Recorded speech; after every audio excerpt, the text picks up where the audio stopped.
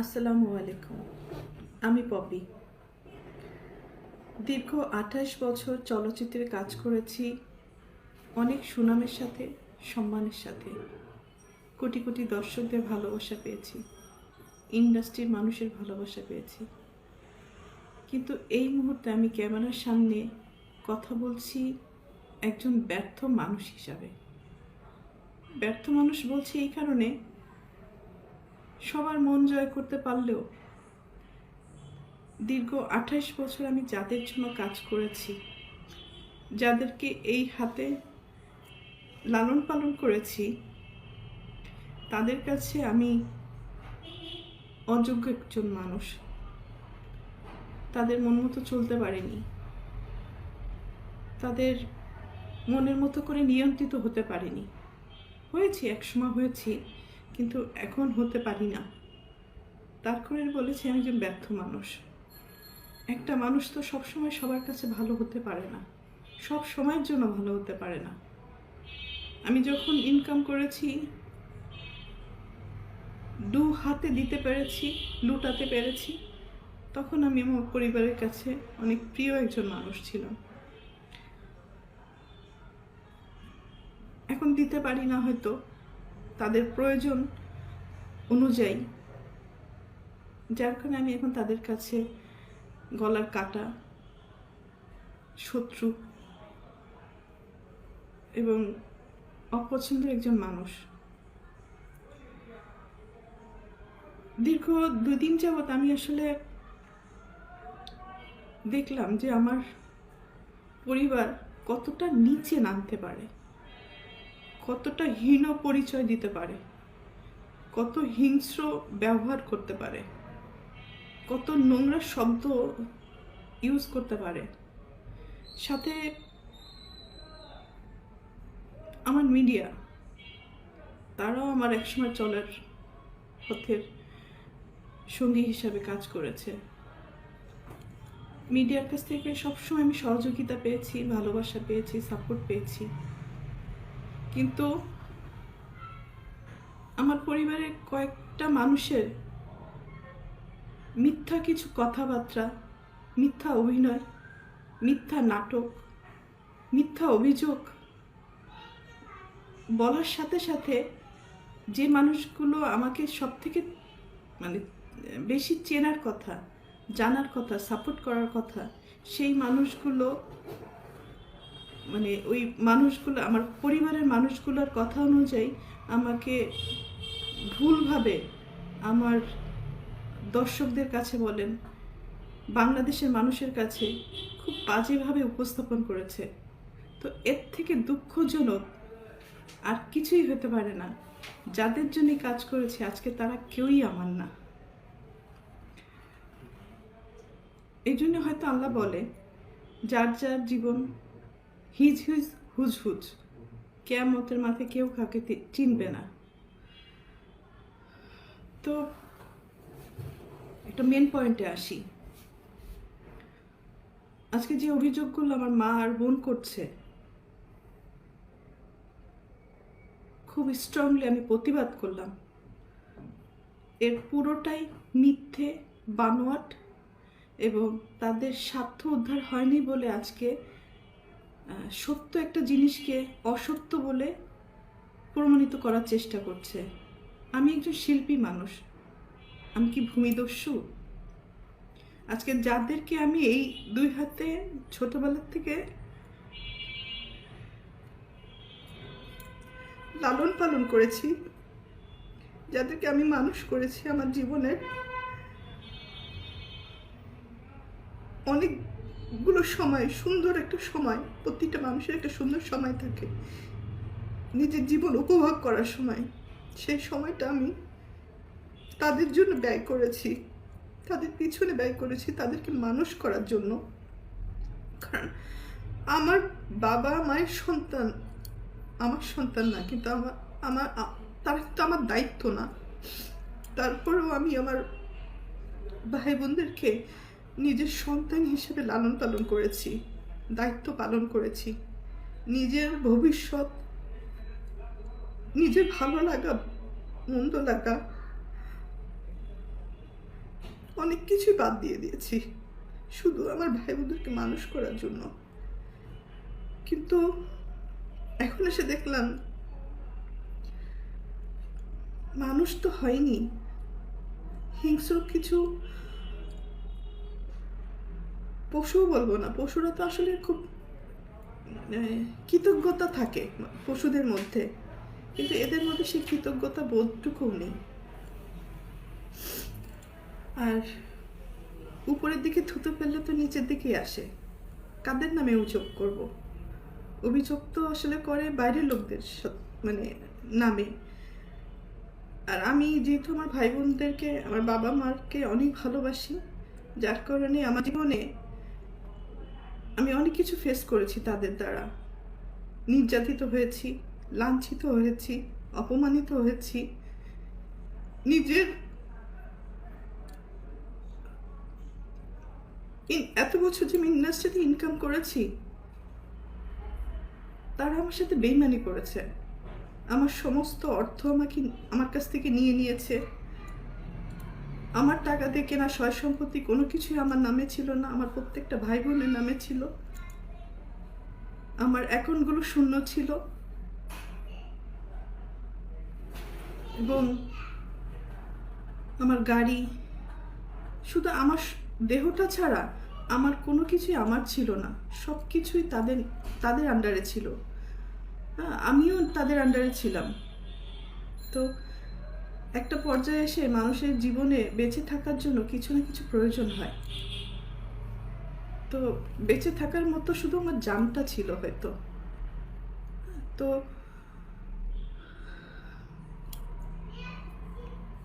একটা পর্যায়ে এসে যখন আমি জানতে পারলাম আমার পরিবারই আমার সাথে বেইমানি করেছে, আমাকে ঠকিয়েছে, আমার সব কিছু কেড়ে নিয়েছে, এগুলো জানার পরে আমি চুপ ছিলাম। আমি যাদেরকে কোলে পিঠে মানুষ করেছি এই হাত দিয়ে, আমি তাদের দ্বারা অনেক বেশি নির্যাতিত হয়েছি। তারা আমাকে ফিজিক্যালি অ্যাসল্ট করেছে,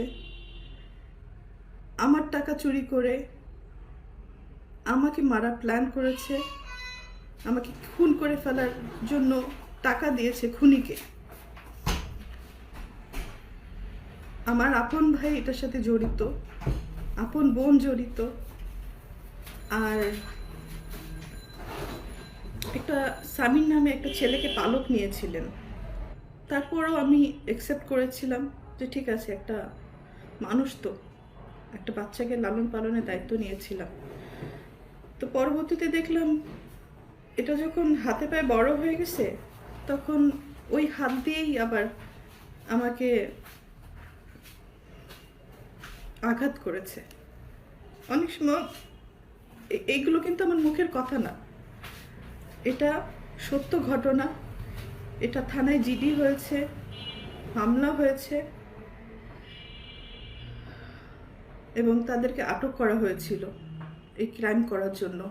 পরবর্তীতে আমি তাদেরকে মাফ করে দিয়েছি, কারণ আমার ভাই বোন তো, ভুল হইতেই পারে। সন্তান হিসাবে মাফ করে দিয়েছিলাম। পরবর্তীতে দেখি যে এগুলো বাড়তেই আছে। এবং আমার মা তো আসলে অনেক বড় একটা শব্দ, কিন্তু পৃথিবীতে সব মা না, ভালো মাও আছে, খারাপ মাও আছে। দুর্ভাগ্যবশত আমার মাটা হয়তো আমাকে সেই পরিমাণ ভালোবাসতে পারেনি, কারণ আমি আমার মার কাছে, পরিবারের কাছে সবসময় সোনার ডিম পাড়া একটা হাঁস ছিলাম, মানে দুধ দিয়ে একটা গরু ছিলাম, টাকা ছাপানোর মেশিন ছিলাম। সন্তান হিসেবে কখনো ওই ভালোবাসাটা, ওই কেয়ারিংটা পাইনি। তারপরও কোনো অভিযোগ নেই, আগেও ছিল না, এখনো নেই।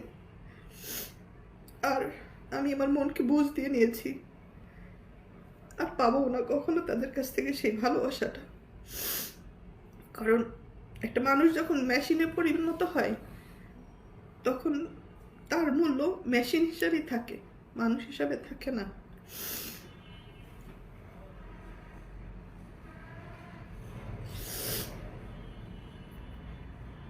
তো যাই হোক, আমার বাপ মা আমাকে আমার সাথে অনেক বড় বিশ্বাসঘাতকতা করেছে। আমার সমস্ত টাকা পয়সা আমার বোনের অ্যাকাউন্টে শিফট করেছিল। তো তারপরে আমি কিছু বলিনি। আমার ইন্ডাস্ট্রির কিছু মানুষ, আমাকে যারা ভালোবাসে, তারা আমাকে সাপোর্ট করেছে। ওই সময় 2007-এর ঘটনা বলছি, মানে একটা টাইমে আমি যে জানতে পারলাম কোনো কিছুই আমার ছিল না। পরে আমাদের ফিল্মের কিছু মুরব্বীরা মিলে এটা সেটেল করে দিয়েছিল যে পপির একে শূন্য হাতে মেয়েটাকে রাস্তায় ফেলে দিলেন। বিশেষ করে আলমগীর ভাইয়ের কথা বলবো, কারণ আলমগীর ভাই আমার কাছে, হয়তো আপনাদের কাছে হিরো, কিন্তু আমার কাছে একজন, বলবো যে আমার সবচেয়ে বড় ওয়েলিশার ছিলেন বাদল খন্দকার। আরও আছে, আরও অনেক কাছের মানুষ আছে, তারা এই প্রবলেমগুলো ভিতরে ভিতরে জানতেন এবং ওনারা আমাকে অনেক সাপোর্ট করার চেষ্টা করেছেন। আমার বাবা মাকে ডাক দিয়ে বললো যে ওর কিছু জিনিস ওকে ফেরত দেন, কারণ এটা তো একটা মেয়ে, হ্যাঁ, ওর জীবনে বেঁচে থাকার জন্য কিছু না কিছু ফেরত দেন। তো তখন আমার বাবা মা কী কারণে আমার সাথে বেইমানি করেছিল আমি জানি না, হয়তো এরকম ঘটনা অনেক আছে। আমাকে আলমগীর ভাই একবার বলেছিল যে এটা, এই সেম ঘটনাটা শাবানা ম্যাডামের সাথে হয়েছে। কারণ আমি না তখন মেন্টালি খুব আপসেট ছিলাম যে আমার বাপ মা ভাই বোন আমার সাথে এরকম করলো, বিশ্বাসঘাতকতা করলো, আমার সাথেই করলো। তখন আলমগীর ভাই আমাকে বলেছিল না, এই ঘটনা এর আগে অনেক মানুষের সাথেই হয়েছে। তো সেই সান্ত্বনা নিয়ে হয়তো আমি বাকি জীবনটা পার করতে চেয়েছিলাম এবং কাজ করে আমি আবার সারভাইভ করেছিলাম। তো বিগত কয়েকদিন যাবৎ একটা নিউজ বারবার করে আমার মা বোন এস্টাবলিশ করার চেষ্টা করছে যে আমি জমি দখল করতে গেছি। ভাই, যে মানুষটা দীর্ঘ 28 বছর ইন্ডাস্ট্রিতে কাজ করে নিজের জীবনের দিকে তাকায়নি, ভালো লাগা, ভালোবাসা বলেন, নিজের ভবিষ্যৎ বলেন, কোনো কিছুই আমি চিন্তা করি না। শুধু ইনকাম করে গেছি আর ভাই বোন মানুষ করে গেছি। শুধু ভাই বোন না, আমি আমার পুরো পরিবার, আমার নানির ফ্যামিলিতে আমি সাপোর্ট করেছি, আমার দাদির ফ্যামিলিতে আমি সাপোর্ট করেছি।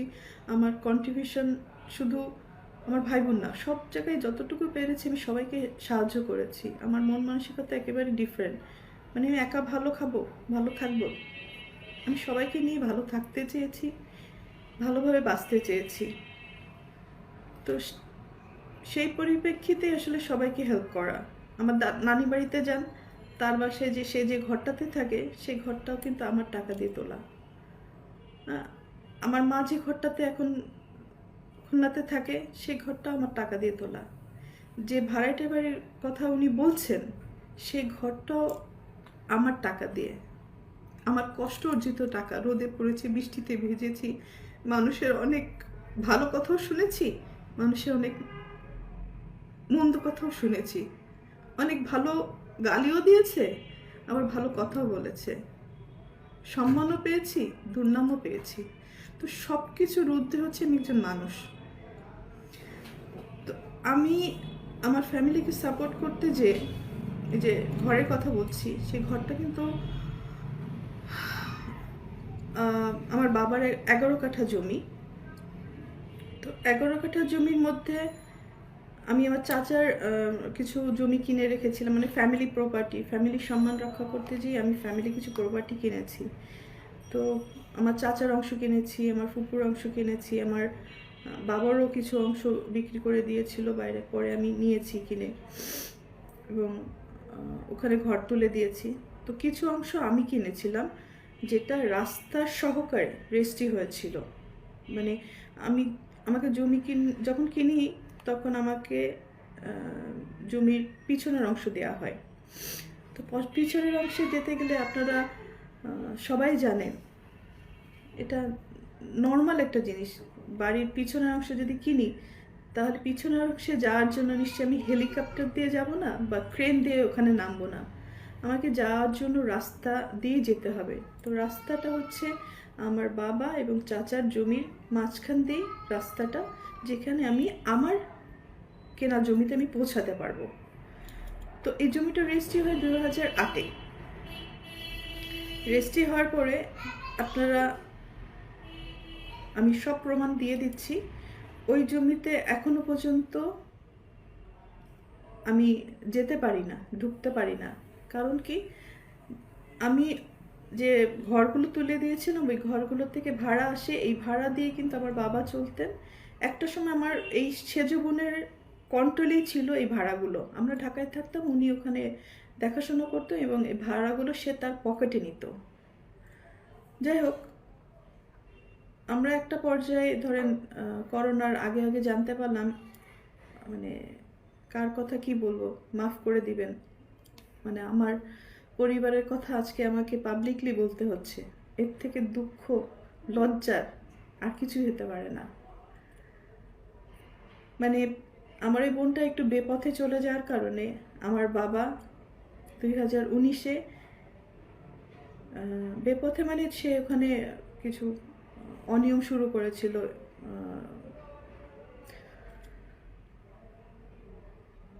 নেশা জাতীয় ব্যবসা শুরু করেছিল, জিনিসের স্মাগলিং শুরু করেছিল, সুদের ব্যবসা শুরু করেছিল। তো আমাদের যতটুকুই আছে সম্মান ফ্যামিলিতে, মানে দেশের মানুষের কাছে সম্মান বলেন আর খুলনার মানুষের কাছে সম্মান বলেন, এই সব কিছু, মানে সব কিছুর কি বলে, সব কিছুর কারণে আমার বাবা তাকে এগুলো স্টপ করতে বলে। তো উনি স্টপ করে না এবং আমার মা তাকে এই সমস্ত অকারেন্সের জন্য তাকে সহযোগিতা করে, সাপোর্ট করে। তো যার কারণে আমার মা এবং বাবার সাথে এগুলো নিয়ে দ্বন্দ্ব বাঁধে এবং দ্বন্দ্বের এক পর্যায়ে যে আমার বাবাকে খেয়ালি মারে, মারধর করে এবং রক্তাক্ত করে দেয়। তো বড় সন্তান হিসাবে এটা আমার সামনে হওয়াতে আমি আমার ছোট বোন এটা প্রোটেস্ট করি এবং প্রোটেস্ট করতে যে আমার বাবাকে সেভ করতে যে আমিও সেখানে ইনজিউর হই। হ্যাঁ, আমার ছোট যে পালিত ভাই বলে, তথাকথিত ছোট ভাই সামির এবং বোন খেয়ালি, ওনারা আমাকে, আমার বাবাকে প্রচুর পরিমাণ মারধর করে। সেটা পুরো খুলনা শহর সবাই জানে, আমার ফুল ফ্যামিলি জানে। এবং আমার কাজিন আছে, ফুফাতো ভাই, সেও পাশ থেকে, সবাই তো আসলে মুভ করে না। আমার এই ফুফাতো ভাইটা, ভাই 2-4 জন ছিল যারা এসে দেখে যে আমার বাবাকে আমাকে পিটাচ্ছে, মানে মেরে ফেলার উপক্রম হয়েছে, সেই মুহূর্তে ওরা এসে আমাদেরকে সেভ করে এবং তারাও এই আক্রোশের শিকার হয়। তো ওই মুহূর্তে বাসার মধ্যে আমাদের ফ্যামিলিতে ডিসিশন হলো যে, এবং আম্মিরও কিছু যোগাযোগ শুরু হলো যেটাতে আসলে স্বামী হিসাবে আমার বাবা মেনে নিতে পারেননি। আসলে এটা বলা উচিত না, যাই হোক এখন বাধ্য হয়ে আমাকে বলতে হচ্ছে। না বললে আমার ইমেজ যেভাবে তারা নষ্ট করার চেষ্টা করেছে, আমার তো অল্প ছোটোখাটো একটা ইমেজ, সুন্দর যতটুকু কাজ করার চেষ্টা করেছি সেই ইমেজগুলো সে নষ্ট করার চেষ্টা করেছে এবং দেশের মানুষের কাছে আমাকে একদম ভূমিদস্যু হিসাবে প্রেজেন্ট করেছে। হ্যাঁ, একজন নায়িকা হিসেবে না, আমাকে একজন ভিলেন হিসেবে প্রেজেন্ট করে ফেলেছেন, যেটা একেবারেই মিথ্যা কথা। তাদের এই দোষগুলো দেওয়ার কারণেই, ঢাকতে যেয়ে এই কাণ্ড কারখানাগুলো করেছে।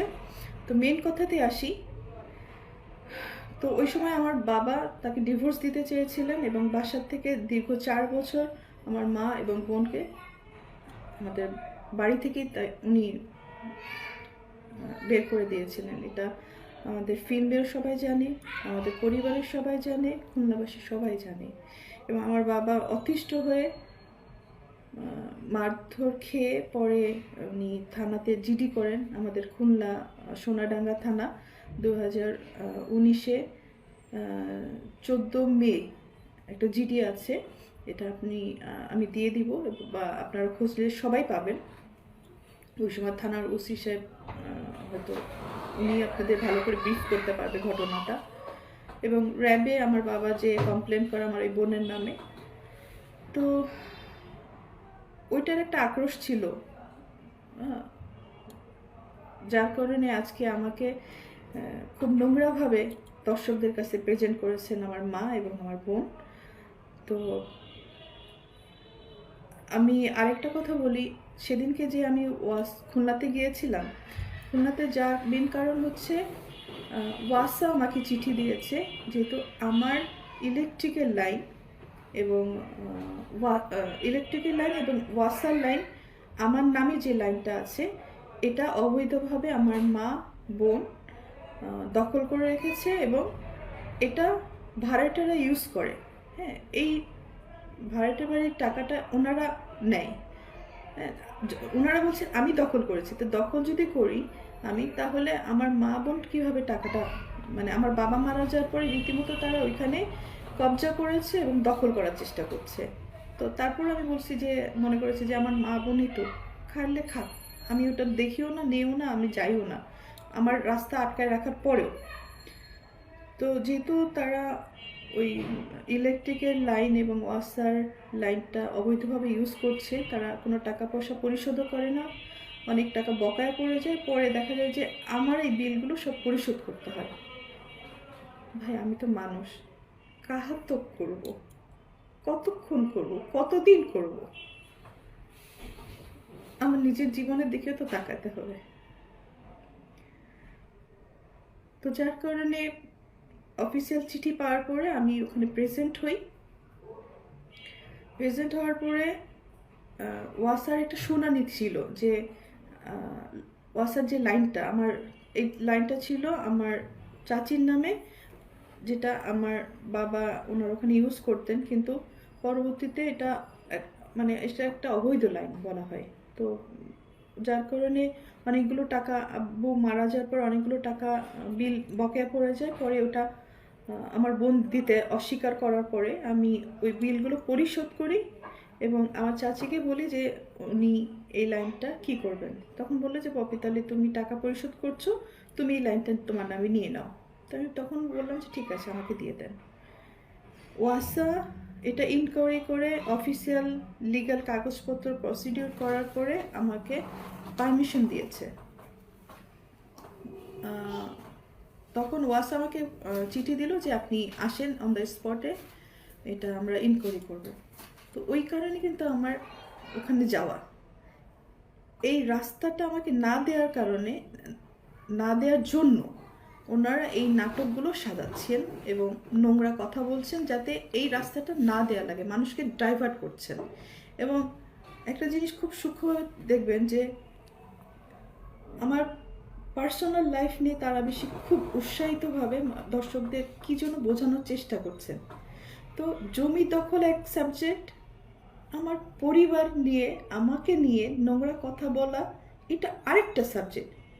মানে ওনারা কি চাচ্ছেন, কি বোঝাতে চাচ্ছেন, এটা আমি হয়তো ক্লিয়ার, কিন্তু আপনারা হয়তো ক্লিয়ার না। বাট আমি এখন ক্লিয়ার করি, ওনারা অবৈধভাবে আমার লাইনটা ইউজ করতে চাচ্ছেন, যেটা আমি বিগত দিনে সারা জীবন ভর্তুকি দিয়ে গেছি, ভর্তুকি দিয়ে যাব, আমি মৃত্যুর আগ পর্যন্ত তাদের মানে কাঠপুতুল হিসাবে তাদের কাছে থেকে যাব, এটা একটা চাওয়া তাদের। তো আমি আমার জীবন বাঁচাতে দূরে থাকাটা কি আমার অপরাধ? ভালো থাকাটা কি অপরাধ? সুস্থ সুন্দর থাকাটা কি অপরাধ?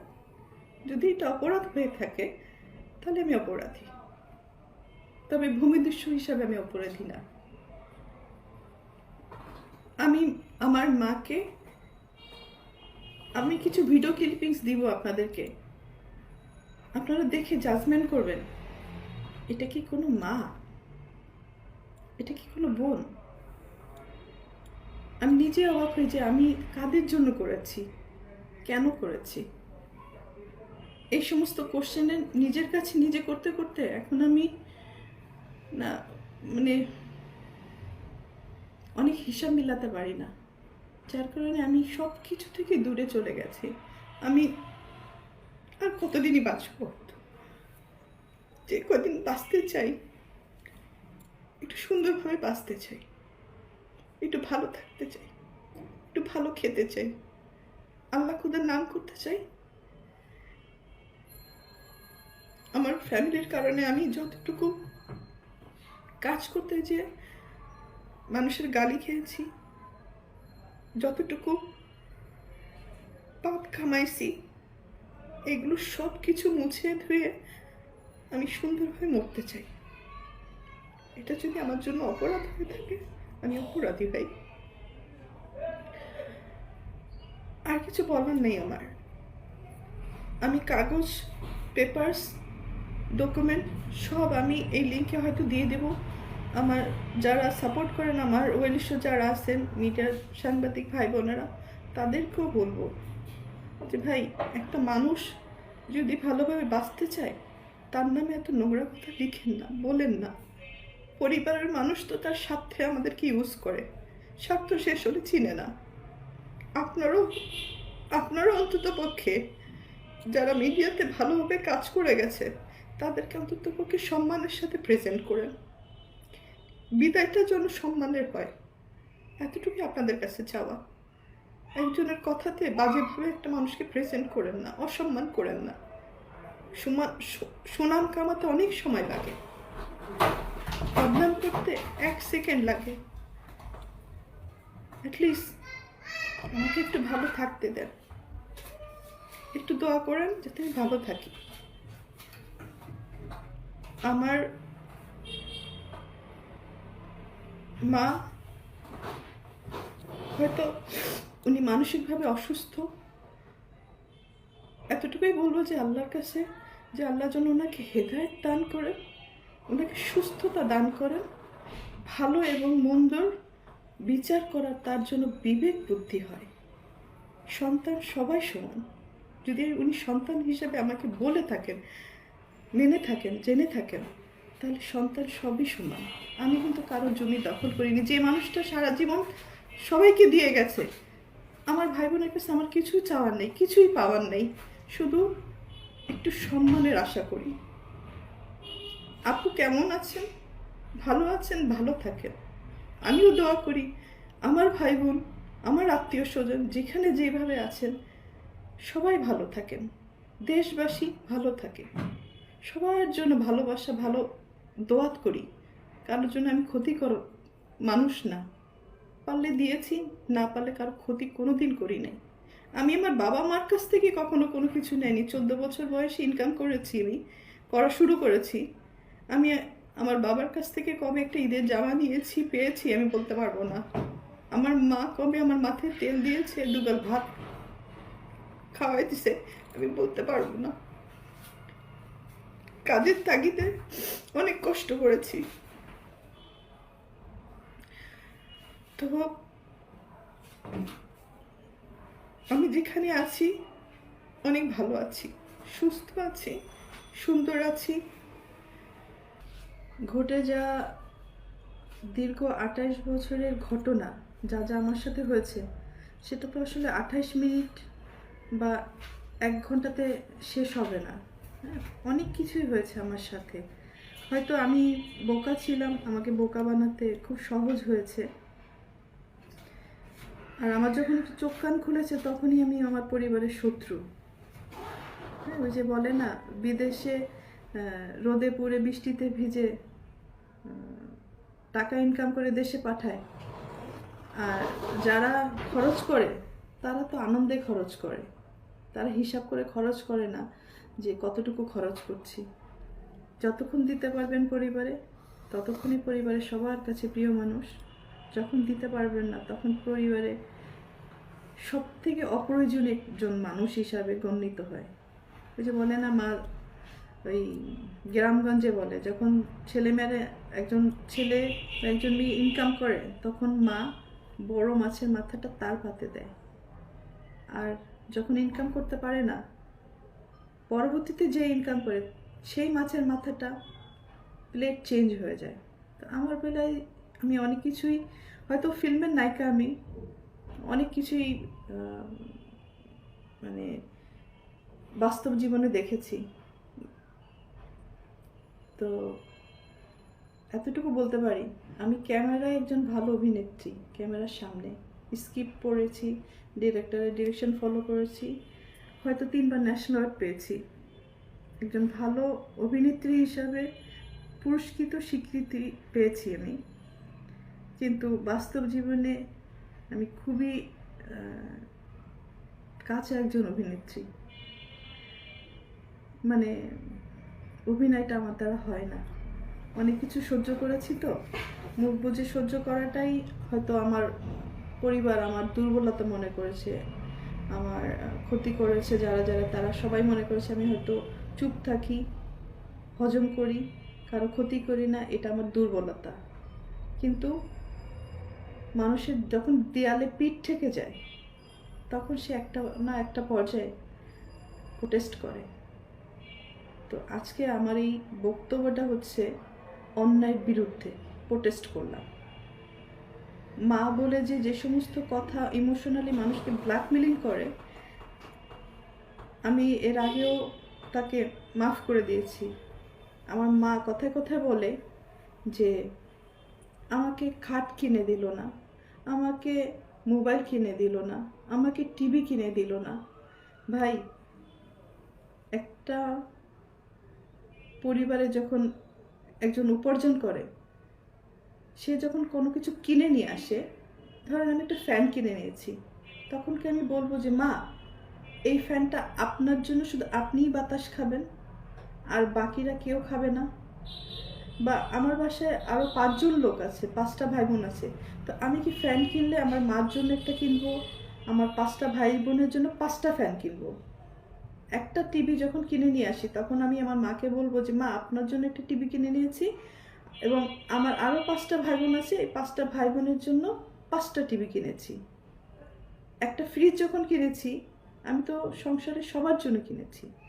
একটা ফ্রিজ আমার মার জন্য কিনবো, আর আরও 5টা ফ্রিজ আমার ভাই বোনের জন্য কিনবো। তাহলে আবার খাটের কথা বলে যে আমার খাট কিনে দেয়নি, তো আমার মার জন্য একটা খাট কিনবো, আমার 5টা ভাই বোনের জন্য 5টা খাট কিনবো। তো এরকম আমার কাছে দাবি করা হয়েছে। তো আমি জানতে চাই এই দাবিটা কি শুধু আমার বেলায় করা হয়েছে, নাকি পৃথিবীর সব মায়েরাই এই দাবি করে? আমার জানার খুব ইচ্ছা। আমি যথেষ্ট চেষ্টা করেছি আমার মা ভাই বোনকে ভালো রাখার জন্য। আমার বাপ মা আমাকে পড়াশোনা করায় ভালো ডাক্তার বানাতে পারতো, ইঞ্জিনিয়ার বানাতে পারতো, একজন কোরআনে হাফেজ বানাতে পারতো।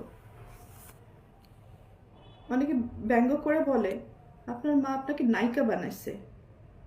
নায়িকা বানানোটা কি খুব কৃতিত্বের কাজ?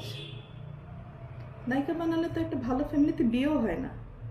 আমি আমার ভাই বোনকে পড়াশোনা করে মানুষের মতো মানুষ করতে চেয়েছি। আমি চেয়েছি তারা ওই ডাক্তার হোক, ইঞ্জিনিয়ার হোক, নিজের পায়ে নিজে দাঁড়া, একটা ভালো পরিবারে তাদের বিয়ে হোক। এটাই আমি মানে আমার সন্তানের জন্য যেভাবে আমি চাইতাম, আমার ভাই বোনের জন্য তাই চেয়েছি।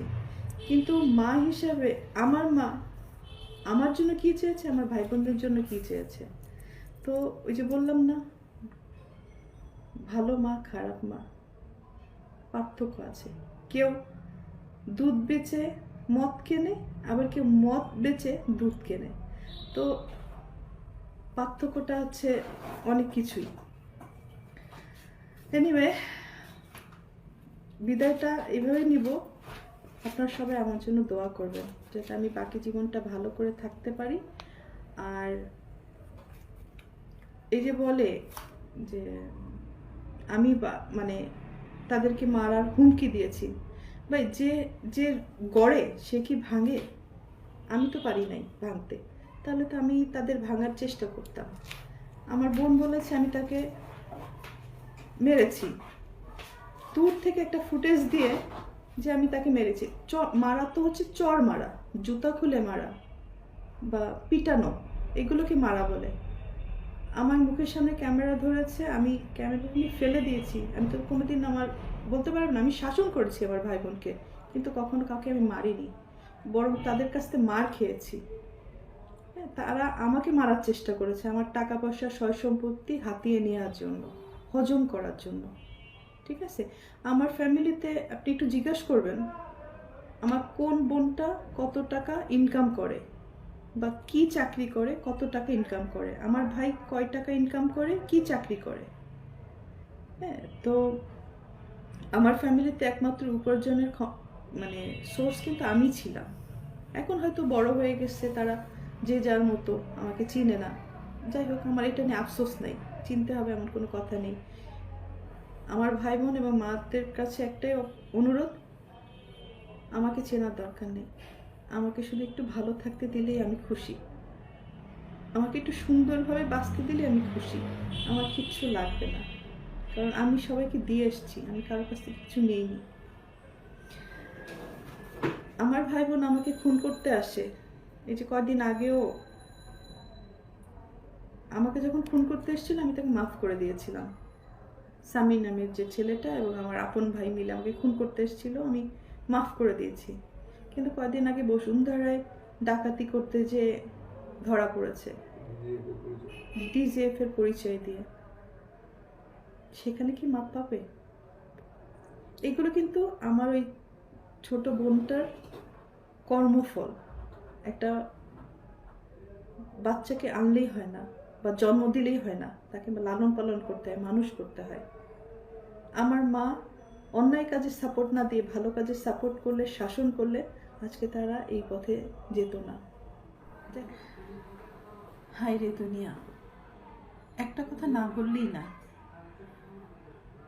আজকে পৈতৃক সম্পত্তি নিয়ে আমার মা আর বোন যে নোংরামিটা করলো, দীপু আমার মা আর বোনকে বাসা থেকে বের করে দেওয়ার পরে দীর্ঘ 4.5 বছর 5 বছর বাবা আমার কাছে ছিল। তার সব কিছু আমি দেখাশোনা করেছি, তার ট্রিটমেন্ট থেকে শুরু করে সব কিছু আমার দায়িত্বে ছিল।